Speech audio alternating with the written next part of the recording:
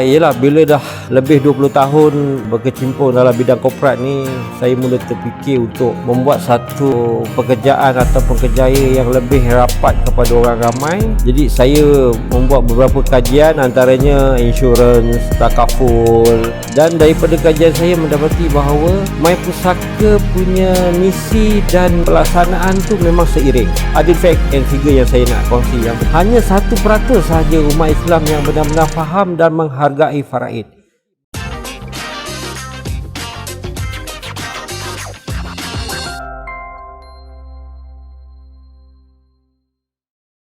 Okey, untuk pengetahuan semua, sebelum saya terlibat dalam dunia pewarisan pusaka ni, saya merupakan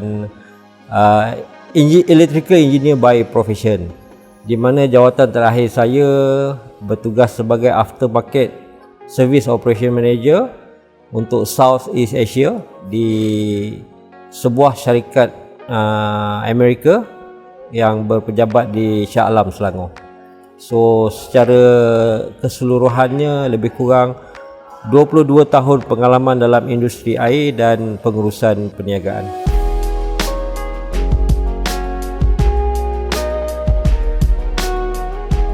Yelah, bila dah lebih 20 tahun berkecimpung dalam bidang korporat ni, saya mula terfikir untuk membuat satu pekerjaan ataupun kerjaya yang lebih rapat kepada orang ramai, yang lebih dapat menolong orang ramai. Jadi saya membuat beberapa kajian, antaranya insurans, takaful, property, pengurusan pusaka, dan daripada kajian saya mendapati bahawa My Pusaka punya misi dan pelaksanaan tu memang seiring.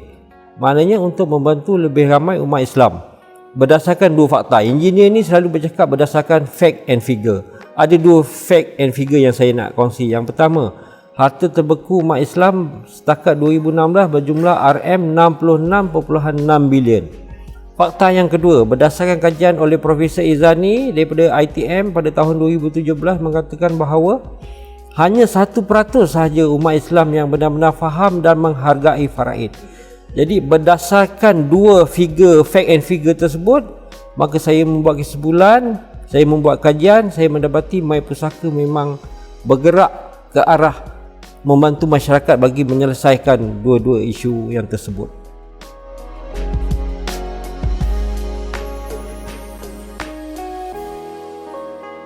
Okey, yang pertama, visi My Pusaka tu sendiri untuk menolong umat Islam dalam aspek pewarisan. Yang kedua, saya membuat kajian atas produk dia, ya. Memang betul produk yang ditawarkan oleh My Pusaka tu adalah menyeluruh, ya.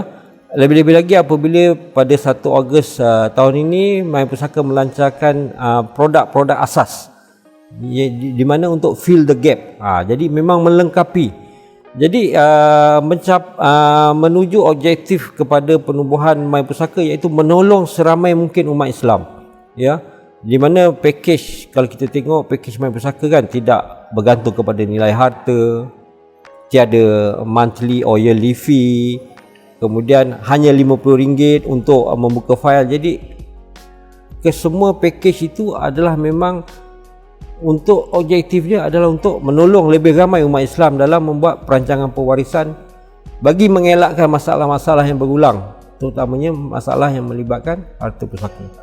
Jadi saya merasakan bahawa My Pusaka ni memang berada di landasan yang betul dan mencapai saya punya personal objektif untuk terlibat dalam bidang ni.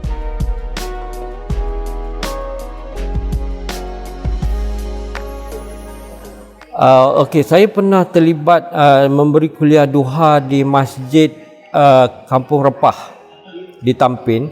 Jadi selepas sesi tersebut, ada seorang makcik mengadu mengenai harta pusaka, di mana beliau telah dihalau keluar oleh abangnya apabila emaknya meninggal, sedangkan emaknya telah berpesan semasa hidup bahawa rumah tersebut memang diberikan kepada klien ni. Jadi hasil dari perbincangan tu, ya, makcik tu datang dengan menangis-nangis semua. Jadi apabila kita berbincang dan kita mencadangkan langkah penyelesaiannya, nampak jelas di wajahnya rasa lega, kelegaan, di mana masalah tersebut sebenarnya boleh diselesaikan. Jadi apabila makcik itu berterima kasih dan merasakan melahirkan rasa syukurnya, jadi kepuasan melaksanakan tanggungjawab sebagai perunding pusaka ni kita boleh rasa, ya, kita boleh berkongsi masalah dan kita mampu menyelesaikannya. So seolah-olah macam kita ni memberi peluang kedua kepada klien kita yang menghadapi masalah pusaka ni. Jadi kat situ adalah kepuasan dia lah, ya.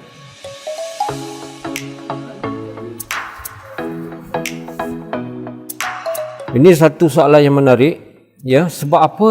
Kalau berdasarkan kepada pengalaman saya sebelum ni, memang saya tidak pernah terlibat dengan sales. Jelas sebagai seorang engineer, seorang pakar, biasanya klien akan datang berjumpa kita. Berbanding dengan sales bahagian perancangan pewarisan ni, kita terpaksa mencari klien, mana 180 degrees berbeza. Jadi alhamdulillah dengan bantuan banyak nota-nota digital, tutorial dan juga bimbingan daripada Tuan KA dan juga all My Pusaka teams. So benda ni semua saya boleh belajar dan saya applykan. Satu yang dapat saya perhatikan bahawa kita perlu memberi value added service kepada klien. Untuk pengetahuan, first 10 klien saya kebanyakannya adalah rakan-rakan lama saya semasa yang terlibat dalam industri air. Jadi saya memberikan, kita bukan hanya menjual produk, tetapi kita berkongsi ilmu, menyelesaikan masalah mereka. Jadi apabila mereka membuat dokumen perancangan dan juga urus pusaka dengan pihak kita, dia nampak value yang kita berikan kepada mereka. Jadinya ini datangnya istilah marketing secara tradisional, iaitu word of mouth. Ya, jadi apabila seorang tu berpuas hati, dia akan menyampaikan kepada pihak lain. Itu adalah cara tradisional. Tambahan pula, My Pusaka sentiasa mengadakan kelas-kelas online, digital marketing, pick up on sale dan sebagainya. Benda tu banyak membantu. Jadi saya applykan ilmu pick up on sale, maka saya mewujudkan, okay, first 1 year saya dalam industri ni, saya lebih fokus kepada personal FB. Just untuk create the brand. Jadi semua kawan-kawan FB saya tahu saya membuat perancangan pewarisan. Tahun kedua saya mula aktif dalam FB page, di mana dia punya pencapaian maklumat tu lebih luas, dan saya join beberapa grup di sekitar Negeri Sembilan, Selangor dan juga di KL. Jadi all this guidance disediakan, dimaklumkan oleh pihak My Pusaka. Jadi saya hanya mengikut apa saja nasihat daripada orang-orang lama lah, macam Tuan KA dan sebagainya. Saya just ikut the step, dan alhamdulillah, ya, disebabkan mungkin Tuan Bahar pun pernah beritahu saya tak pernah terlibat dengan MLM, jadi reputation saya ada. Jadi apabila saya mengatakan sesuatu produk berkenaan dengan My Pusaka, alhamdulillah klien memang percaya. Jadi daripada situ reputation tu dibina, dan juga dibantu dengan all this digital marketing punya strategi. Alhamdulillah, ya, saya mampu setakat ni, alhamdulillah. Macam bulan lepas pun dapat top producer kan. Bukan mudah tu. Memang saya bekerja all out. Lagipun pada anggapan saya, bila membuat sesuatu pekerjaan ni, you tak ada istilah part time, you tak ada istilah masa lapang. Pekerjaan adalah satu komitmen, dan you kena berikan yang terbaik. Jadi itu yang saya buat. Sepanjang bulan September pun memang saya tak jumpa Sabtu Ahad. Ya, memang saya bekerja selama 30 hari tu non-stop untuk saya mencapai top producer tu. Sekian.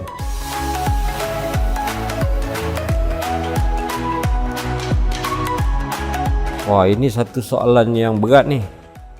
Saya rasa saya pernah ikut Tuan Bahar menghadiri sesi kaunseling keluarga. 2 sesi kaunseling dalam satu hari. Satu sesi di sebelah pagi dan satu sesi di sebelah petang. Di sebelah pagi itu keluarga yang agak berada, ya, di Lavender Heights. Bapanya baru meninggal 2 minggu masa pihak kami datang untuk sesi kaunseling. Dan bagusnya arwah telah membuat persediaan lebih awal dengan membuat perancangan pewarisan, hibah dan sebagainya. Jadi semasa sesi kaunseling tersebut, semua anak-anak dan juga isteri arwah berpakat, ya, mengatakan bahawa mereka akan memenuhi semua pesanan dan hasrat arwah. Semua maknanya sesi kaunseling tersebut berjalan dengan lancar, ya, tanpa sebarang masalah. Sebelah petang pula kami menghadiri sesi kaunseling di Pedas, ya.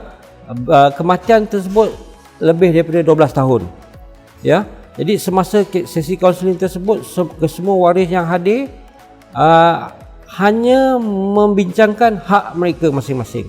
Langsung tiada menyebut tentang hak pesanan arwah.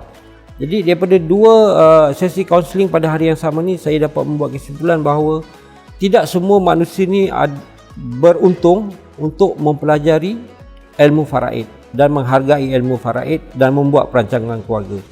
Jadi apa yang dapat kita simpulkan bahawa adalah tugas sebagai seorang pejuang perunding mahapusaka ni untuk berkongsi ilmu, menyedarkan semua masyarakat Islam tentang kepentingan perancangan pewarisan supaya tidak berlaku perbalahan sesama waris apabila ketiadaan mereka nanti. Jadi itu adalah dua senario yang berbeza, ya. Satu, keluarga yang berkemampuan dan ada masa untuk belajar dan merancang pewarisan, dan satu lagi keluarga yang struggling dengan hidup, mungkin Sabtu Ahad pun terpaksa bekerja overtime hingga mereka tiada masa, ya, untuk belajar, untuk merancang pewarisan ni. Jadi saya rasa ini satu gap yang besar lah, jurang yang besar dari segi ekonomi, tetapi kita sebagai pejuang mahapusaka perlu untuk mengecilkan gap ni, perlu mengecilkan jurang ni dari segi ilmu pengetahuan tentang faraid.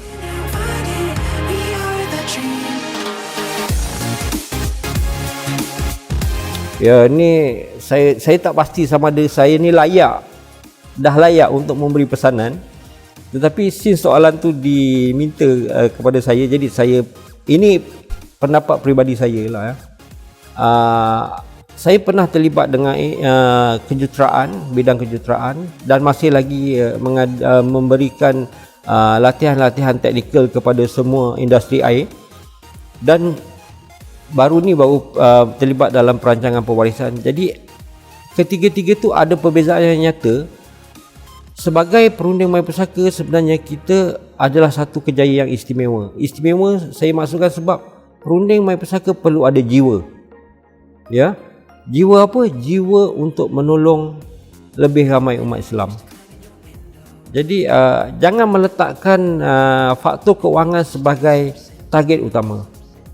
Itu yang saya merasakan ramai perunding mahapusaka ni yang tidur. Kalau tak tidur pun meninggal dunia. Sebab apa? Meletakkan monetary reward ni sebagai tujuan utama kerjaya ni. Itu silap.